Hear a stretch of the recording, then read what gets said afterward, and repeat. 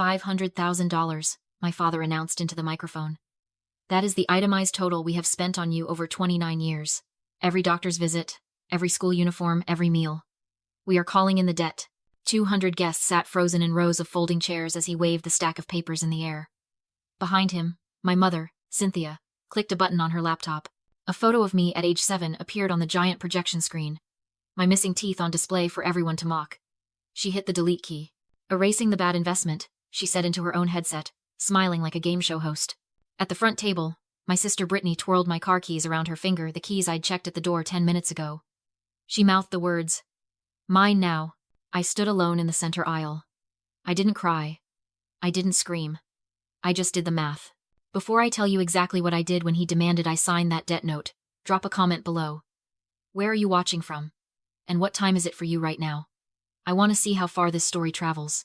I didn't slam the door on my way out. I didn't flip a table or scream at the 200 witnesses who had watched my public execution in silence.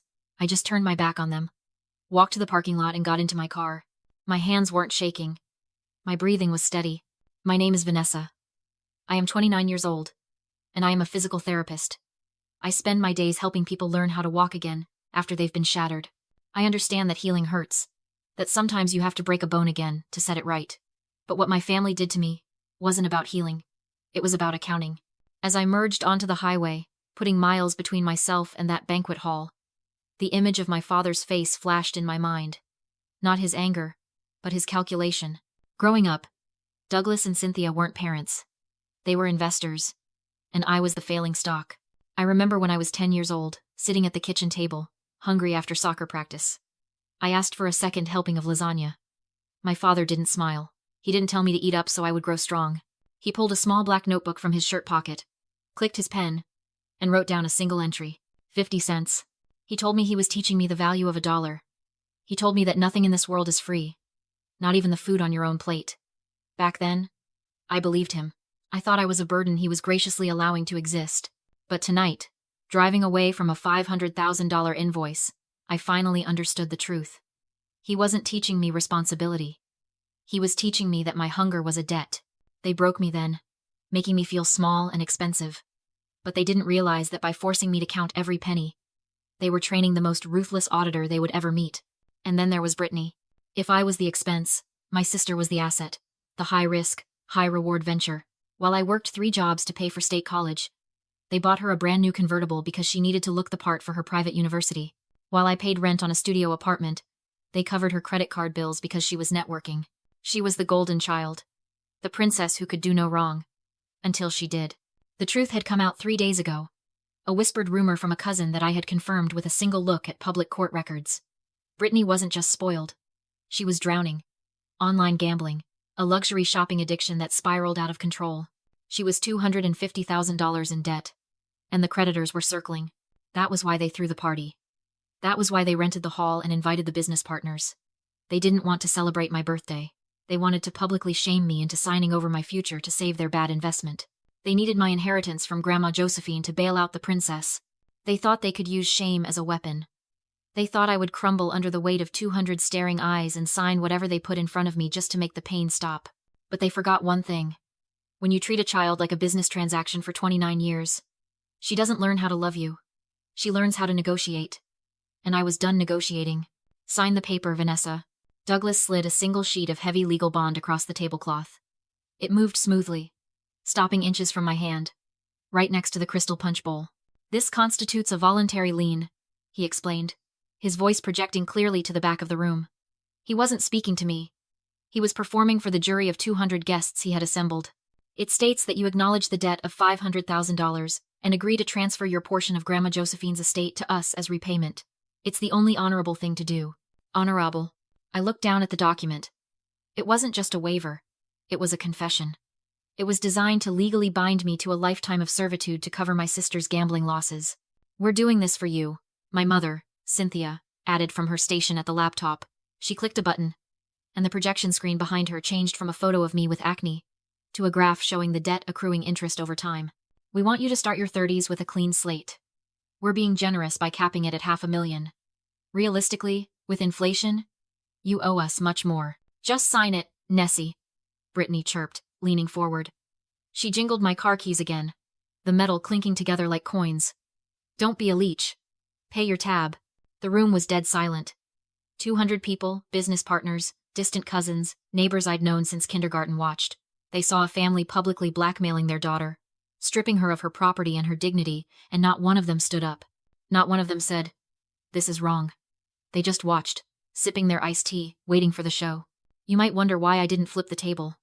Why I didn't scream, or cry, or beg them to stop. Why I stood there, stone-faced, while they dissected my life for sport. Here is the truth about growing up in a house like mine. It is a trap of normalized cruelty. When you are raised in a slaughterhouse, you don't flinch at the sight of blood. You don't panic when the knife comes out. You just calculate the trajectory of the blade. For 29 years, they had conditioned me to accept pain as currency. They taught me that love was something I had to buy, and dignity was a luxury I couldn't afford. They expected me to crumble, because that's what the old Vanessa would have done. They were waiting for the tears. They were waiting for the victim to beg for mercy. But looking at Douglas's expectant face, seeing the sweat beading on his upper lip, I didn't feel fear.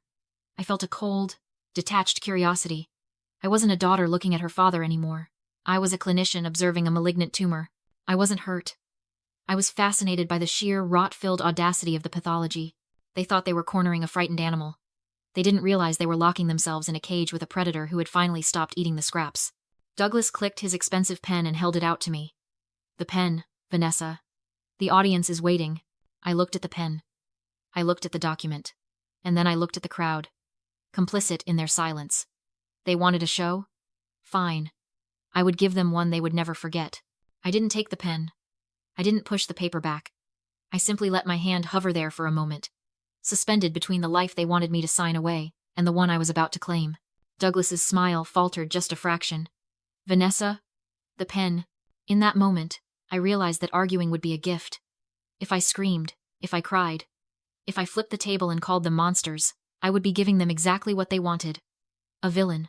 I would be the hysterical, ungrateful daughter causing a scene, and they would be the long-suffering saints who just wanted to help. My anger would validate their narrative. So I chose the one weapon they had no defense against. I chose silence. I reached up to my left wrist. Clamped, there was a heavy silver charm bracelet. It was the only birthday gift they had given me in the last decade, a heavy, ostentatious thing they forced me to wear for family photos to prove how generous they were. It felt cold against my skin, like a shackle.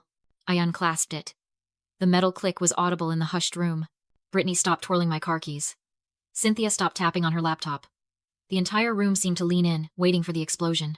I held the bracelet over the crystal punch bowl sitting next to the contract. I held it there for 3 seconds, letting the light catch the silver, ensuring everyone saw it. Then, I opened my fingers. Splash. The sound was shockingly loud. A wet, heavy thud that echoed off the high ceilings like a gunshot. Red punch splattered onto the white tablecloth, staining the voluntary lien document like blood. I didn't look at my father. I didn't look at my mother or my sister. I looked directly into the camera lens of the videographer they had hired to document my humiliation. I held the gaze for a heartbeat, ensuring my face calm, dry-eyed, and utterly done was recorded for posterity. Then I turned on my heel and walked away. Vanessa! Douglas barked, his voice cracking on the microphone. If you walk out that door, you walk out of this family. You walk out with nothing. I kept walking. The click of my heels on the hardwood floor was a steady, rhythmic countdown. The guests, the 200 witnesses who had been enjoying the show, suddenly looked at their shoes. They shifted in their seats, the air in the room turning from expectant to suffocatingly awkward. They weren't watching a brat get disciplined anymore. They were watching a family implode, and it wasn't entertaining. It was grotesque. I reached the double doors. I pushed them open, letting the cool night air hit my face. "You're making a mistake," Cynthia shrieked from the stage, abandoning her cool facade. "You'll come crawling back. You always do." I let the heavy doors swing shut behind me, severing the sound of her voice. I walked to the rental car I had parked 3 blocks away, anticipating this very moment. I got in, locked the doors, and started the engine. I checked my reflection in the rearview mirror. I expected to see a victim. Instead, I saw someone I was just getting to know. I didn't go home. I didn't go to a friend's house to cry. I pulled up the address I had memorized 2 days ago. The moment I suspected this party was a trap, I put the car in drive. I wasn't going to crawl back. I was going to the one place where the math would finally be in my favor. Mr. Henderson didn't keep me waiting. There were no magazines to read, no receptionist offering water. I walked through the front door of his firm, and he was standing there, holding a thick manila envelope like a shield. "Miss Vanessa," he said, ushering me into his office. "You're right on time. Your grandmother said you would come the moment they showed their teeth." He sat behind a desk that looked like it had been carved from a single redwood tree. He didn't offer sympathy. He didn't ask about the party. He just slid a document across the polished wood. "Your parents are operating under the assumption that Josephine left a standard last will and testament," Henderson said, his voice crisp. "They believe the estate is currently in probate, a legal limbo where they can contest, delay, and manipulate the outcome. That is why they felt comfortable demanding you sign a waiver. They thought they were negotiating for a future asset." I looked at the document. It wasn't a will. Josephine knew her son, Henderson continued. She knew Douglas viewed her death as a payday, not a tragedy. So, 5 years ago, she and I set up a failsafe. He tapped the paper. "This is a joint tenancy with right of survivorship deed. Do you know what that means?" I shook my head. "It means the house wasn't left to you, Vanessa. It was already yours. You were added to the title 5 years ago. Legally, you and Josephine were one entity." The exact second her heart stopped beating, her 50% ownership evaporated and instantly fused with yours. You don't inherit the house. You simply remained. The air left my lungs. There was no probate. There was no judge to sway. There was no period of uncertainty. "The house is 100% yours," he said, handing me the certified deed. "It has been for 3 weeks. Your parents are currently trespassing on private property." He wasn't done. He reached into his desk drawer and pulled out a black, leather-bound notebook. It looked old. The spine cracked, the edges worn soft by handling. "She called this her insurance policy," Henderson said, passing it to me. "She hoped you would never need it, but she instructed me to give it to you if Douglas ever tried to present you with a bill for your existence." I opened the book. It wasn't a diary. It was a ledger. Page 1, dated 30 years ago. "Loaned Douglas $5,000 for business startup. Never repaid." Page 10. "Paid off Cynthia's credit card debt to avoid bankruptcy. $12,000. Never repaid." Page 50. "Bought Brittany a car. Douglas promised to pay me back in installments. Received 0. It went on for decades. Every bailout, every loan, every time my parents had leached off a fixed-income widow to fund their country club lifestyle, she had tracked every cent, complete with dates, check numbers, and interest calculations. She knew they were keeping a tab on you," Henderson said softly, "so she kept a tab on them." I ran my hand over the handwriting. My grandmother hadn't just left me a house. She had left me a weapon. She had watched them treat me like a servant for years, silently tallying their greed, preparing for a war she knew she wouldn't be alive to fight. "This changes everything," I whispered. "It changes the math," Henderson corrected. "You aren't the debtor, Vanessa. You are the creditor. And it is time to collect." I stood up, clutching the deed in one hand and the black ledger in the other. I didn't feel like a victim anymore. I felt like the CEO of a hostile takeover. "Thank you, Mr. Henderson." "Don't thank me," he said, opening the door. "Go evict them." I drove up to 42 Oak Street expecting safety and lavender-scented quiet. Instead, the front door lay in the bushes, kicked off its hinges. Inside, the rhythmic slam of metal on walls told me everything. My grandmother's living room was a wreck. Dust clouds, shredded wallpaper, overturned furniture. And in the middle of it all, my parents and sister, tearing the house apart like looters. Cynthia pried up floorboards. Brittany smashed heirlooms. Douglas swung a crowbar through the walls. They were hunting cash my grandmother never hid. When I told them the deed was in my name, Douglas laughed and called himself the patriarch. He threatened me, promising to strip the house bare before I could stop them. So I stepped outside and called 911. 4 minutes later, police arrived and saw a felony, not a family dispute. Douglas was arrested on the spot. When I presented the deed's sole owner via joint tenancy, they cuffed him, Brittany, and Cynthia for breaking and entering and property destruction. As they dragged my father away, I handed him evidence from Grandma's ledger. Every dollar he stole from her, totaling $1.5 million with interest. As heir, that debt now belonged to me. I filed liens, foreclosed on their house, seized their assets, and let the law finish the work. 90 days later, they lived in a tiny apartment. Brittany rode the bus to a receptionist job. Their calls and emails go to my lawyer. I rebuilt 42 Oak Street, new walls, polished floors, reinforced door. Silence returned. Not as absence, but as ownership. I realized I hadn't just inherited a house. I inherited permission to cut them off, to stop paying the price for their greed. They billed me for existing. I billed them for every wound, and I intend to collect every cent.